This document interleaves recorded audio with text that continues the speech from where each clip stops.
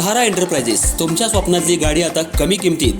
इचलकरंजी शहरालगत असलेल्या कबनूर चंदूर रोडवर कोन्नूर पार्कमधल्या सहारा एंटरप्राइजेस इथं पश्चिम महाराष्ट्रातली विविध बँका आणि फायनान्स कंपन्यांनी जप्त केलेल्या जुन्या दुचाकी आणि चारचाकी गाड्यांची विक्री केली जाते. शोरूम किमतीपेक्षा 25 ते 50% कमी दरात, उत्तम स्थितीत आणि संपूर्ण कागदपत्रांसह त्वरित डिलिव्हरी.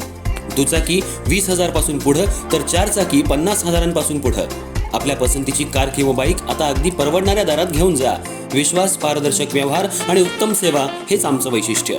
पत्ता Konnur park, Kabnur Chandur road, Ichalkaranji. Proprietor Rajubhai Ajgar. संपर्क 8055810910 आणि 9860785786.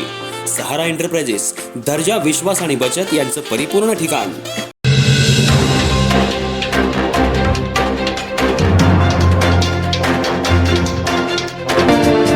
इचलकरंजी महानगरपालिकेच्या निवडणुकीला तब्बल 5 महिने उलटून गेले असले तरी अनेक समिती सभापतींना अद्याप अधिकृत वाहनं उपलब्ध करून देण्यात आलेली नाहीत. महापौर, उपमहापौर, आयुक्त, उपायुक्त, स्थायी समिती सभापती यांच्यासह काही प्रमुख पदाधिकाऱ्यांना प्रशासनाकडून वाहनांची सुविधा देण्यात आली आहे. मात्र परिवहन समिती, शिक्षण समिती, महिला आणि बालकल्याण समिती, मागासवर्गीय समिती यांसारख्या महत्त्वाच्या समित्यांच्या सभापतींना अद्याप गाड्या मिळालेल्या नसल्यानं त्यांच्यात नाराजीचा सूर उमटू लागलाय. त्यामुळं अनेक सभापतींच्या दालनामध्ये सध्या अक्षरशः शुकशुकाट पाहायला मिळतोय.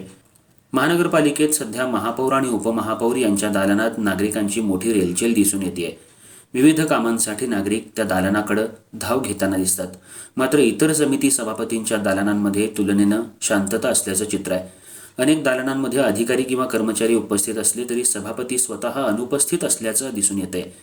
काही सभापती आज कार्यालयातच आले नसल्यानं त्यांच्या दालनांचे दरवाजे खुले असूनही खुर्च्या रिकाम्याच दिसत होत्या. दरम्यान पंतप्रधान नरेंद्र मोदी यांनी इंधन बचत आणि पर्यावरणपूरक वाहतुकीसाठी दिलेल्या आवाहनानंतर महापौर, उपमहापौर तसंच काही पदाधिकारी स्वतःच्या वाहनातून किंवा इलेक्ट्रिक वाहनांचा वापर करून महानगरपालिकेत येताना दिसत आहेत. त्यामुळं प्रशासनाचा वाहनांवरील अवलंबित्व कमी करण्याचा प्रयत्न होत असल्याची चर्चा आहे. तरी देखील अधिकृत वाहनांच्या सुविधेतील असमतोलामुळे काही सभापतींमध्ये नाराजी कायम आहे. सभापतींना वाहनांची सुविधा नसल्यानं त्यांना विविध भागातील पाहणी, नागरिकांच्या तक्रारींची दखल, बैठका आणि विभागीय कामकाज यासाठी अडचणी येत असल्याची चर्चा महानगरपालिका वर्तुळात सुरू आहे. अनेक समित्या नागरिकांच्या दैनंदिन प्रश्नांशी निगडीत असताना त्या समित्यांच्या सभापतींनाच आवश्यक सुविधा उपलब्ध नसल्यानं प्रशासनाच्या धोरणावर प्रश्नचिन्ह उपस्थित होते. सध्या सर्वसामान्य नागरिकांमधूनही सभापतीपद हे फक्त नावापुरतंच आहे का, असा सवाल उपस्थित केला जातोय. महत्त्वाच्या समित्यांच्या दालनांमध्ये कामकाजाचा अभाव आणि सभापतींची अनुपस्थिती यामुळे नागरिकांमधून नाराजी वाढताना दिसते. आता प्रशासन या नाराजीची दखल घेऊन उर्वरित सभापतींनाही समान सुविधा उपलब्ध करून देणार का, याकडे सर्वांचे लक्ष लागले.